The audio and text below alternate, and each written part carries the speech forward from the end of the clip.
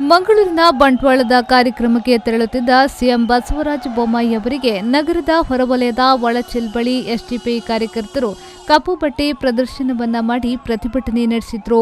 ಹೆದ್ದಾರಿಯಲ್ಲಿ CM car ಸಾಗುವಾಗ ಏಕಾಏಕಿ ರಸ್ತೆ ವಿಭಜಕಕ್ಕೆ ಬಂದು ಕಪ್ಪು ಬಾವುಟವನ್ನ ಪ್ರದರ್ಶಿಸಿ ಧಿಕ್ಕಾರ ಕೂಗಿದ್ರು.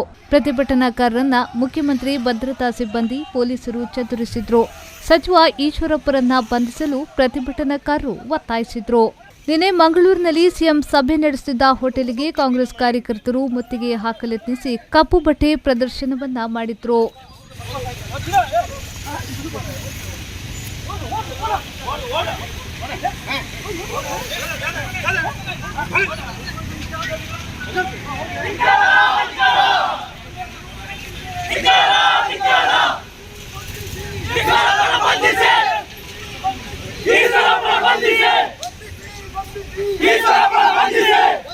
ಬಂಧಿಸಿ